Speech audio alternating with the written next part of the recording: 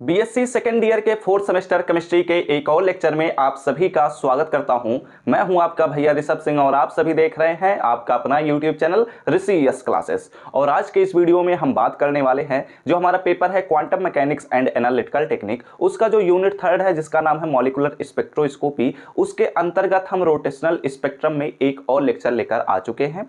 पिछले लेक्चर में हम यह बात कर चुके हैं कि हमारे पास रोटेशनल एनर्जी का एक्सप्रेशन क्या होता है, और इस वीडियो में हम बात करने वाले हैं कि फ्रीक्वेंसी एंड वेव नंबर्स के लिए क्या एक्सप्रेशन होता है for a diatomic molecule. ठीक है, और ये काफी बार पूछा जाता है आप सभी के एग्जाम में कि रोटेशनल एनर्जी का एक्सप्रेशन क्या होता है फॉर ए रिजिड बॉडी, या रिजिड रोटर भी कह सकते हैं, और कई बार उसे ही को डायटोमिक मॉलिक्यूल भी कहा जाता है, तो उसका भी एक्सप्रेशन पूछ लेता है, और फ्रीक्वेंसी एंड वेव नंबर्स का भी एक्सप्रेशन पूछ लिया जाता है। तो चलिए यहां पर हम बात करते हैं और इसके लिए भी एक्सप्रेशंस को कैलकुलेट करते हैं, और उसके बाद हम आगे चलते हुए धीरे धीरे करके बहुत सारी चीजों पर बात करने वाले हैं। ठीक है, चलिए शुरुआत करते हैं। बस एक बात का ख्याल रखिएगा, अगर आप लोग पिछले लेक्चर्स को नहीं देखे हैं तो पूरे प्लेलिस्ट का लिंक आप सभी को डिस्क्रिप्शन में मिल जाएगा, उन्हें जरूर जाकर चेकआउट कर लीजिएगा। मैथमेटिक्स और केमिस्ट्री के लेक्चर्स आप सभी को प्रोवाइड किए जा रहे हैं, बहुत ही जल्द फिजिक्स के भी लेक्चर्स आप सभी को प्रोवाइड करना शुरू कर देंगे, तो आप लोग अपनी तैयारी को बेहतर बनाइए। ठीक है, चलिए हम बात करते हैं कि फ्रीक्वेंसी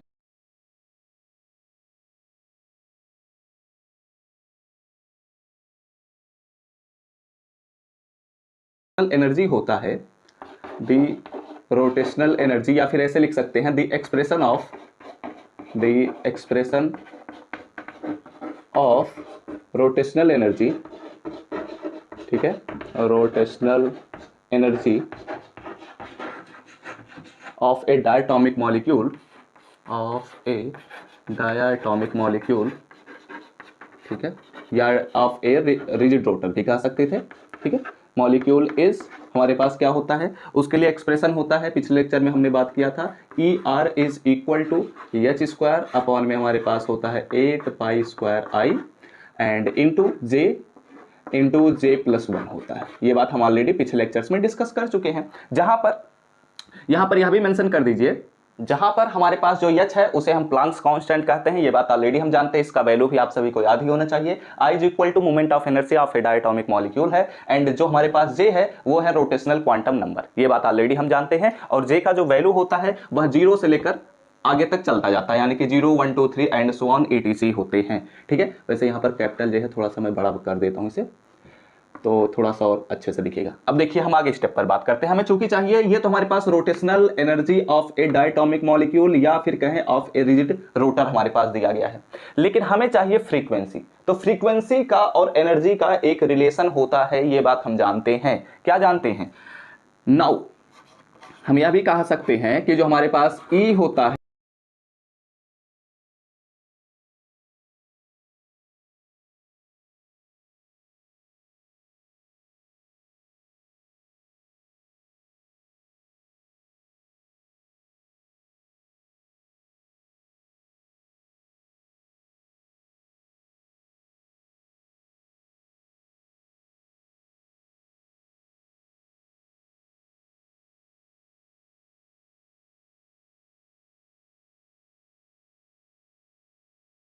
इज इक्वल टू हमारे पास हो जाएगा एच स्क्वायर अपॉन में 8 पाई स्क्वायर आई, एंड यहाँ पर हमारे पास मिल जाएगा जे इंटू जे प्लस 1, रहेगा ही रहेगा। ठीक है, अब देखिए यहाँ से एक एच और यहाँ से एक एच कैंसल आउट हो जाएगा, इसका मतलब ये हुआ कि हमें क्या मिलेगा अगले स्टेप में, हमें मिलेगा nu is equal to, nu यानी कि फ्रीक्वेंसी। ठीक है, frequency is equal to H upon में 8 pi square I and into J plus 1 हमारे पास मिलता है। ये बात आप सभी को समझ में आ रही होगी। तो ये हमने किस में लिख दिया, हमारे पास जो रोटेशनल एनर्जी था ऑफ ए डायटोमिक मॉलिक्यूल वह अब फ्रीक्वेंसी के टर्म्स में आ चुका है। ठीक है, और यही एक्सप्रेशन आप सभी से पूछा जाता है, तो इसी को भी आप लोग नोट डाउन कर लीजिए। ठीक है, अब इसे हम क्या करते हैं, एक इक्वेशन बना लेते हैं। चलिए इसे हम मान लेते हैं कि ये हमारे पास है इक्वेशन नंबर 2। ठीक है, आप लोग क्या करिए, स्क्रीनशॉट लीजिए, उसके बाद हम चलिए बात करते हैं वेव नंबर्स पर। तो हमने फ्रीक्वेंसी के टर्म्स में तो यह देख लिया कि रोटेशनल स्पेक्ट्रम क्या होता है। अब चलिए हम बात करते हैं कि वेव नंबर्स के लिए एक्सप्रेशन क्या होता है। ठीक है, यह बात ध्यान में रखिएगा कि फ्रीक्वेंसी और वेव नंबर्स का एक रिलेशन होता है, तो उसी रिलेशन का हम यहाँ पर उपयोग करने वाले हैं। तो यहाँ पर मैं लिख सकता हूँ वी नो दैट हम जानते हैं, क्या जानते हैं कि जो हमारे पास लैम्डा होता है ठीक है, यानी कि लैम्डा मतलब वेवलेंथ। ठीक है, यानी कि आप यह भी कह सकते हैं कि वेवलेंथ का भी हम एक्सप्रेशन कैलकुलेट कर सकते हैं, यह भी बात ध्यान में रखिएगा। कई बार अगर आपसे पूछ लिया जाता है, वैसे कम चांसेस हैं, कि वेवलेंथ के टर्म्स में बताइए, तो आप लोग क्या करिएगा, फ्रीक्वेंसी निकाल लिए हैं तो फ्रीक्वेंसी और वेवलेंथ का रिलेशन आप लोगों को पता ही है, वैसे मैं लिखने भी वाला हूं, तो इसी रिलेशन को वहां पर सब्स्टिट्यूट कर देंगे तो आपका वेवलेंथ का भी एक्सप्रेशन मिल जाएगा। ठीक है, कोई प्रॉब्लम होनी नहीं चाहिए। चलिए बात करते हैं अगले स्टेप पर। तो यहां पर हमारे पास जो लैम्डा होता है वह क्या होता है, सी अपॉन में न्यू होता है, यह बात हम जानते हैं। एंड अगर हम बात करते हैं किसके लिए, हम बात करते हैं कि हमारे पास वेव नंबर के लिए अगर हम बात करते हैं, तो जो हमारे पास वेव नंबर होता है वह होता है lambda is equal to 1 upon में न्यू बार। न्यू बार मतलब क्या, हमारे पास वेव नंबर होता है। ठीक है, न्यू मतलब फ्रीक्वेंसी और न्यू बार मतलब हो गया हमारे पास वेव नंबर। तो यानी कि वेव नंबर और लैम्डा यानी कि वेवलेंथ का भी एक तरीके से रिलेशन होता है और इसी रिलेशन को इसमें हम पुट करने वाले हैं। देन तो इस सिचुएशन में हमारे पास क्या होगा, 1 अपॉन में nu bar is equal to C upon में न्यू हो जाएगा। ठीक है, अब यहां से हम क्या कर सकते हैं, क्योंकि हमें न्यू बार के लिए एक्सप्रेशन चाहिए तो हम न्यू का वैल्यू सब्स्टिट्यूट कर सकते हैं, या फिर ऐसे कह सकते हैं कि न्यू इज इक्वल टू हमारे पास हो जाएगा सी इंटू न्यू बार। ठीक है, अब देखो हमारे पास ऑलरेडी यह बात हम जानते हैं कि हमारे पास जो फ्रीक्वेंसी का रिलेशन होता है वह इक्वेशन नंबर 2 हमें पता है। तो हमें क्या चाहिए, वेव नंबर के लिए एक्सप्रेशन, तो इन वैल्यूज को उसमें सब्स्टिट्यूट कर देते हैं। तो फ्रॉम सेकेंड, अगर हम सेकंड का उपयोग करते हैं, यानी कि सेकंड इक्वेशन का अगर हम उपयोग करते हैं, तो हमारे पास क्या था, हमारे पास न्यू इज इक्वल टू था, तो यहां पर मैं लिख सकता हूं C nu bar is equal to, हमारे पास था एच अपॉन में 8 pi square I J into J plus 1 था। ये बात आप सभी को पता है। ठीक है, अब यहां पर हम क्या कर सकते हैं, आप लोग अपने कॉपी में भी देख सकते हैं, इक्वेशन नंबर 2 यह लिखा गया था। अब हम क्या कर सकते हैं, ओ आर और यहां पर ऐसे भी लिख सकते हैं, nu bar is equal to हमारे पास हो जाएगा एच अपॉन में 8 पाई स्क्वायर आई, एंड ये हमारे पास सी डिवीजन में आ जाएगा इंटू सी इंटू जे प्लस 1 हमारे पास मिल जाएगा। ये हमने किसके लिए एक्सप्रेशन कैलकुलेट कर लिया, ये हमने एक एक्सप्रेशन कैलकुलेट किया है जो कि वेव नंबर के लिए है। ठीक है, लेकिन इस एक्सप्रेशन तक आपको पहुंचना तो है, लेकिन ये एक्सप्रेशन हमारा फाइनल एक्सप्रेशन नहीं है। अब हम क्या करने वाले हैं, ध्यान दीजिएगा। नाउ अब हम एक नया सब्स्टिट्यूशन करने वाले हैं, nu bar is equal to B into J plus 1 मैं रखने वाला हूं। ठीक है, ये हमारे पास फाइनल एक्सप्रेशन मिला है और इसी को ही हम कहते हैं wave number of A rotational spectrum. ठीक है, यानी कि वेव नंबर्स का हम यहां से कैलकुलेशन करते हैं। तो यहां से क्या बात पता चल रही है, यहां पर मैं लिख देता हूं अगले स्टेप पर। यहां से यह बात पता चल रही है व्हेयर, यहां पर मैं लिख देता हूं व्हेयर, जो हमारे पास कैपिटल बी है उसके लिए जो एक्सप्रेशन है वो क्या है, एच अपॉन में हमारे पास है 8 पाई स्क्वायर आई इंटू सी, ये हमारे पास बी का वैल्यू है। और बी को हम क्या कहते हैं, तो हमारे पास इज नोन एज, मैं लिख देता हूं इज नोन एज, ठीक है, इज नोन एज, इसे हम क्या कहते हैं, इसे हम कहते हैं रोटेशनल कांस्टेंट। जो हमारे पास बी होता है उसे हम कहते हैं रोटेशनल कांस्टेंट। ठीक है, बातें समझ में आ चुकी होंगी, कोई दिक्कत की बात होनी नहीं चाहिए। अब यहां से हमें यह बात पता चल चुकी है कि हमारे पास फ्रीक्वेंसी वेव नंबर क्या होता है।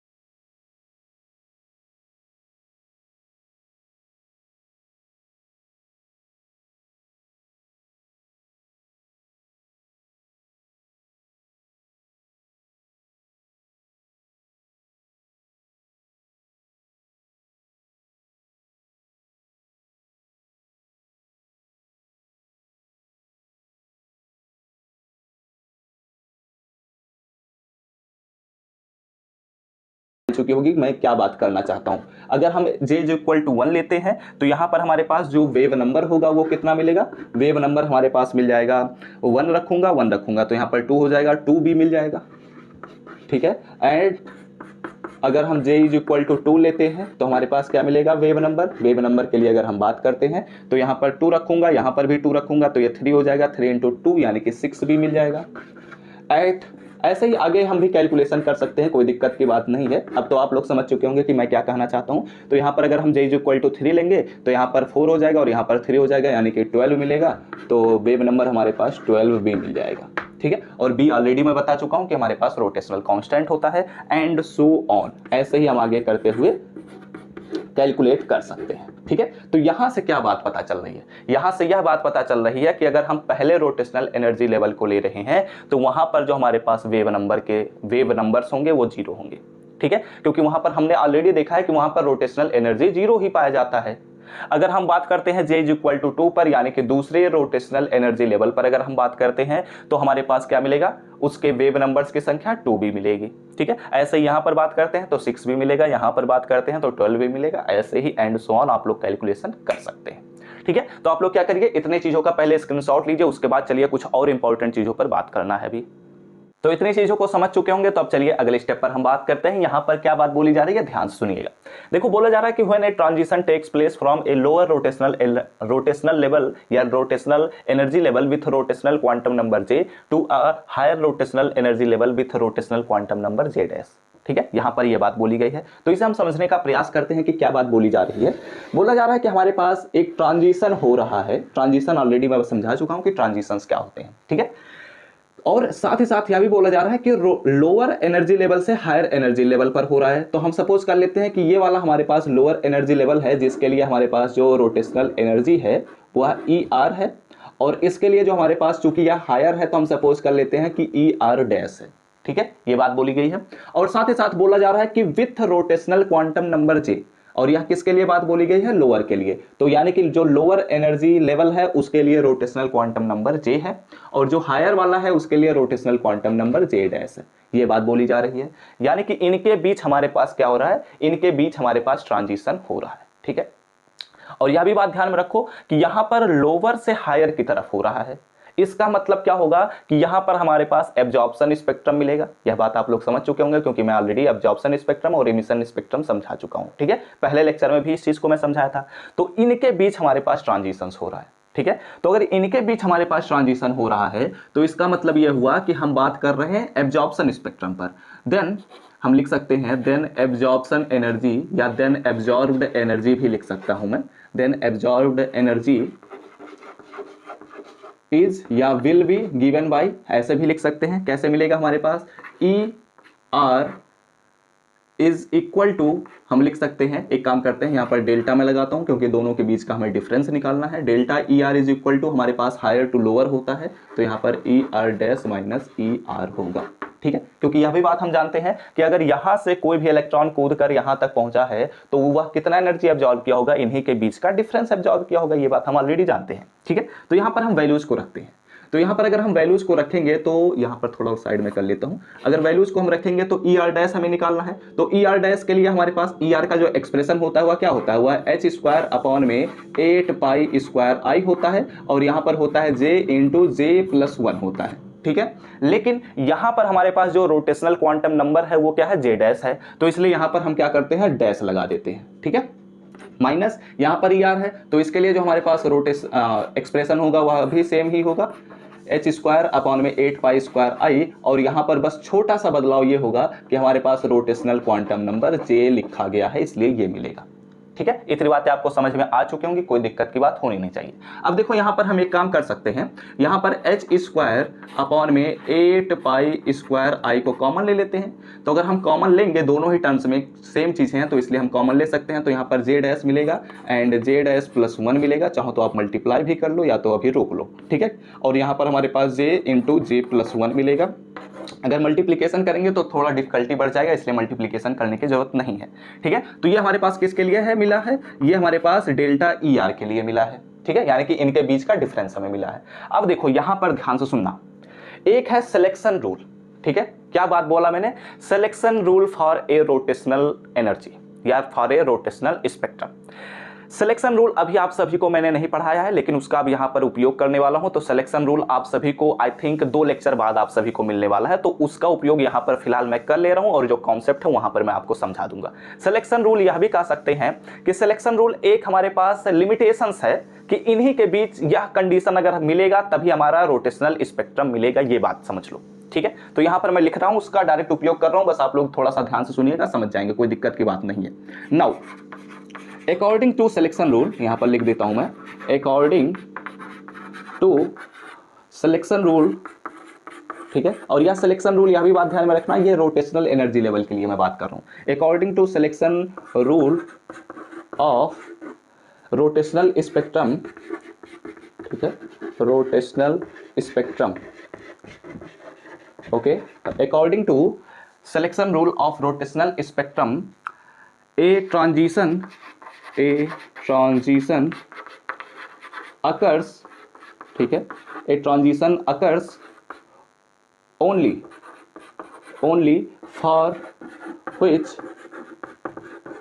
for which जिसके लिए हमारे पास जो डेल्टा जे का वैल्यू होगा वह +-1 होना चाहिए, ये बात बोली जा रही है। यानी कि हमारे पास एक कंडीशन है कि हमारे पास जो रोटेशनल ट्रांजिशन होगा वह एक कंडीशन पर ही हो सकता है जब हमारे पास डेल्टा जे का वैल्यू +-1 मिले। यानी कि हमारे पास जे डैश माइनस जे का वैल्यू हमारे पास +-1 में से कोई एक वैल्यू मिलना चाहिए, तभी हम कहेंगे कि हमारे पास एक ट्रांजिशन मिला है या ट्रांजिशन ने अपना स्थान लिया है, यह भी बात कह सकते हैं। ठीक है, तो देखो यहां पर +1 कब मिलेगा? जब हमारे पास एब्जॉर्प्शन स्पेक्ट्रम मिलेगा। -1 कब मिलेगा? जब हमारे पास इमिशन स्पेक्ट्रम मिलेगा, क्योंकि इमिशन स्पेक्ट्रम में एनर्जी रिलीज हो रही है, तो उस सिचुएशन में हमारे पास डेल्टा जे का वैल्यू क्या होगा? निगेटिव होगा। और अगर एब्जॉर्ब हो रहा है यानी कि हमें एनर्जी देनी पड़ रही है, तो एनर्जी जब लेगा तो उस सिचुएशन में हमारे पास डेल्टा जे का वैल्यू +1 होगा। यह बात समझ चुके होंगे, कोई दिक्कत की बात होनी नहीं चाहिए।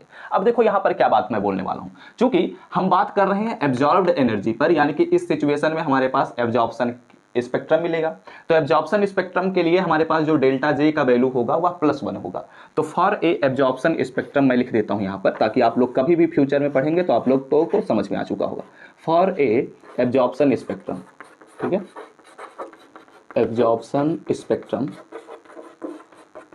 अगर हम एब्जॉर्प्शन स्पेक्ट्रम के लिए बात कर रहे हैं तो इस सिचुएशन में हमारे पास जो डेल्टा जे होगा वह क्या होगा? +1 होता है। ठीक है, अब देखो डेल्टा जे का वैल्यू क्या होगा इस सिचुएशन में? तो जे डैश अपॉन में जे होता है, सॉरी जे डैश माइनस जे होता है, इज इक्वल टू क्या मिलेगा? +1 मिलेगा। तो जे डैश का यहाँ से अगर हम वैल्यू निकालें तो जे को उधर में भेज दूंगा तो हमारे पास जे +1 लिख सकता हूँ या 1 + जे लिख सकता हूँ, बात एक ही होगी।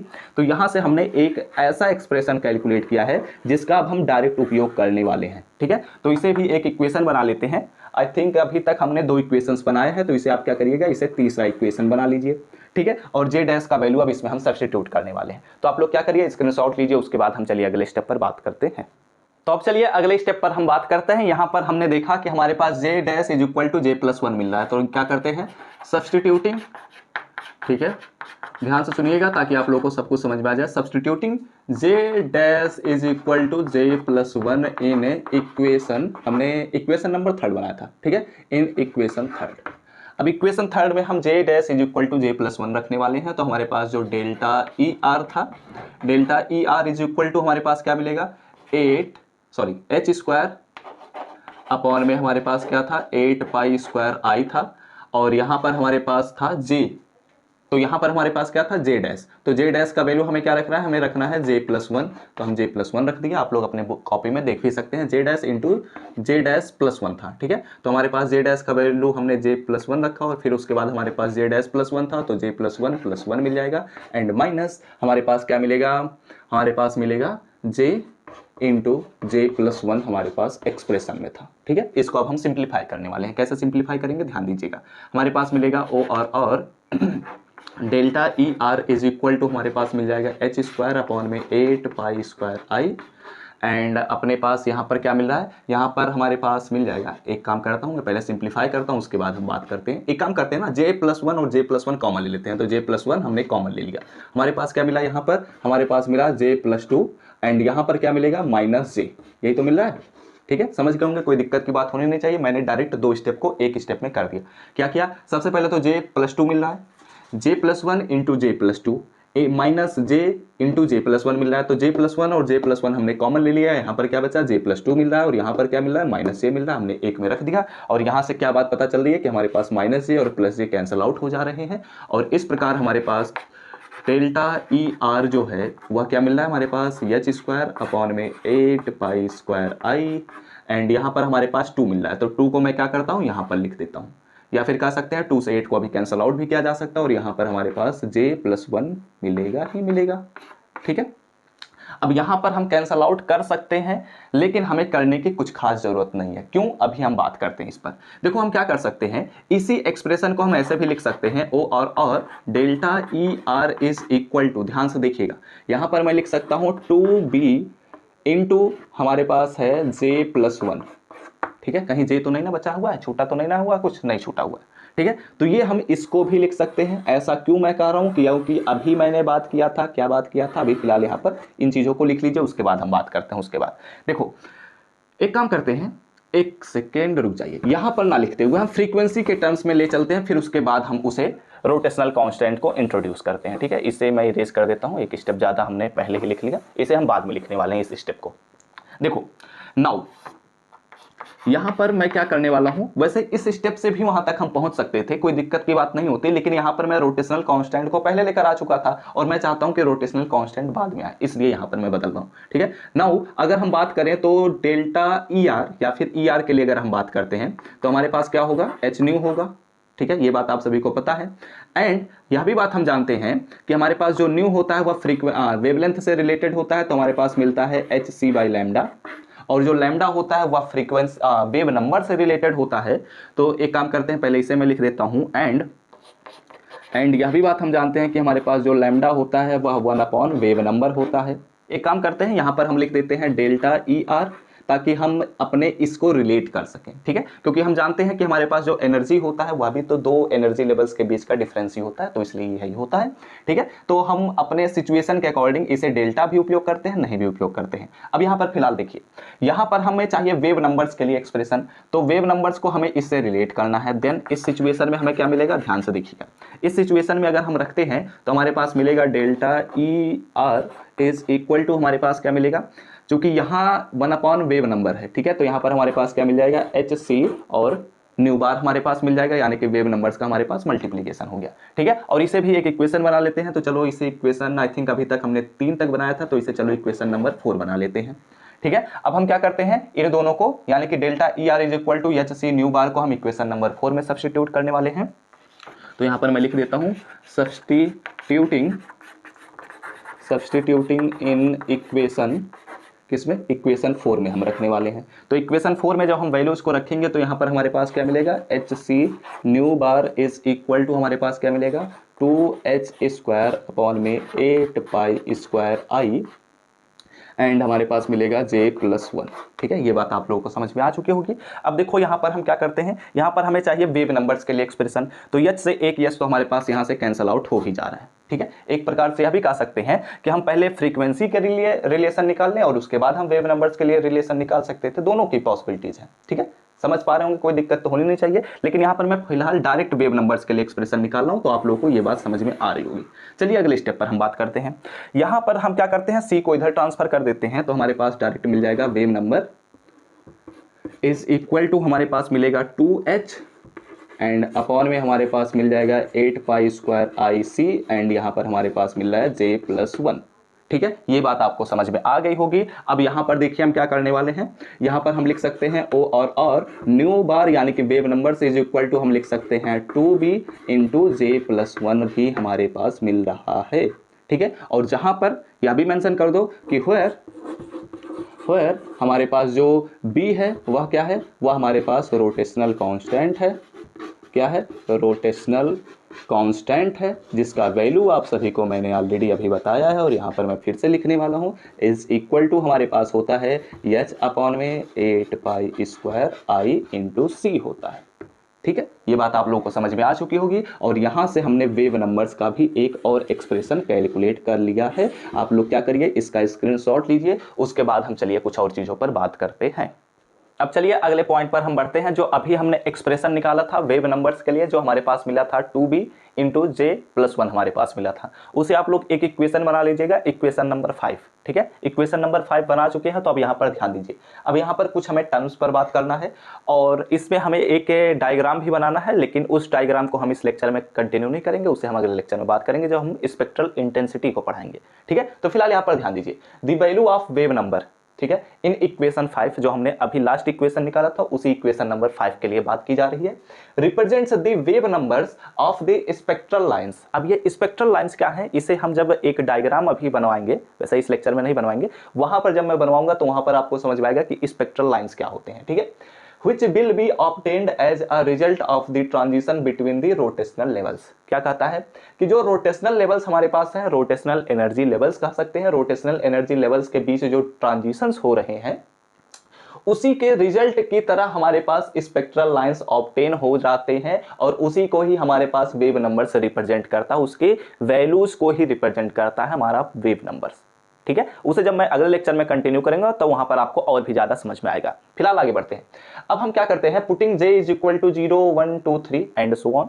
जैसा कि आप सभी को पता है कि मैंने अभी बताया कि हमारे पास जो j डैश होता है, यहां पर मैं लिख देता हूं आप लोगों को समझाने के लिए, j dash is equal to j+1 होता है। ठीक है, ये हमने ऑलरेडी निकाल लिया है। तो अब यहां पर हम क्या करने वाले हैं, putting j is equal to 0 1 2 3 and so on. अगर हम j इज इक्वल टू 0 रख रहे हैं तो हमारे पास j डैश का वैल्यू क्या मिल जाएगा, 1 मिल जाएगा। यानी कि हर बार हम जब j is equal to something रखेंगे तो उससे ऊपर वाला ही हमारे पास एनर्जी लेवल मिलेगा, इस प्रकार से हम कह सकते हैं। इसी को ही मैंने दूसरे शब्दों में इसीलिए लिख दिया, that is for the transitions j is equal to 0। अगर हम j इज इक्वल टू 0 रख रहे हैं तो हमारे पास j dash is equal to 1 मिल जाएगा। अगर हम j इज इक्वल टू 1 रखेंगे तो हमारे पास j dash is equal to 2 मिल जाएगा। ठीक है, एंड सो ऑन, ऐसे ही कंटिन्यू करता चला जाएगा जो मैं यहाँ पर समझाया हूँ। अगर इसी को ही हम जनरल फॉर्म में बात करते हैं तो, और इन जनरल फॉर्म में अगर हम लिखते हैं तो हमारे पास जो j होगा वह हमारे पास j से j डैश के लिए बात कर रहे हैं तो j से j+1 पर हमें बात करना रहेगा। देन इसका मतलब यह हुआ जो हमारे पास wave numbers of the lines obtain होगा, जो हमारे पास लाइंस मिलेंगे, जो स्ट्रक्चर डायग्राम अभी आपको मैं बताऊंगा, उसमें जो हमारे पास वेव नंबर्स की संख्या होंगी वो कितनी होंगी। वेव नंबर्स हमारे पास फार्मूला है, nu bar is equal to हमारे पास है 2b एंड j+1 है। ठीक है, तो अगर हम j इज इक्वल टू 0 रखेंगे तो हमारे पास क्या मिलेगा, nu bar is equal to, एक सेकेंड, हाँ सही है, अगर हम j इज इक्वल टू 0 रखेंगे तो हमारे पास क्या मिलेगा, 2b मिल जाएगा। अगर हम ये j इज इक्वल टू 0 पर बात किया हमने। ठीक है, अगर हम j इज इक्वल टू 1 रखेंगे तो हमारे पास क्या मिलेगा, इस सिचुएशन में हमारे पास न्यू बार क्या मिलेगा, यहाँ पर हो जाएगा 4b। एंड अगर हम ऐसे j इज इक्वल टू 2 रखेंगे तो हमारे पास जो न्यू बार होगा वह क्या हो जाएगा, हमारे पास 6b मिल जाएगा। एंड सो ऑन, ऐसे ही कंटिन्यू करता चला जाएगा। यानी कि कहने का ये मतलब है कि हमारे पास 2b मिलेगा, 4b मिलेगा, 6b मिलेगा, 8b मिलेगा, एंड सो ऑन हमारे पास कंटिन्यू होता चला जाएगा। ठीक है, अब यहाँ पर एक बात आपको देखने को मिल रही है कि हमारे पास 2b 4b का डिफरेंस 2 मिल रहा है, 4b 6b का डिफरेंस 2 मिल रहा है, 6b 8b का डिफरेंस हमारे पास 2 मिल रहा है। यानी कि हर बार हमारे पास जो वेव नंबर्स जो हमारे पास मिल रहे हैं लाइंस के, उनके बीच का जो डिफरेंस है वो हमेशा 2b ही मिल रहा है। ठीक है, तो इसे जब हम स्ट्रक्चर बनवाएंगे तो वहां पर और भी ज्यादा इसे हम समझाने वाले हैं। तो फिलहाल आप लोग क्या करिए, इसे स्क्रीनशॉट ले लीजिए, ये आपको लिखना नहीं है। ठीक है, और यहीं से ही हमारा अगला लेक्चर स्टार्ट होगा, तो आप लोग स्क्रीनशॉट ले लीजिए, उसके बाद हम चलिए।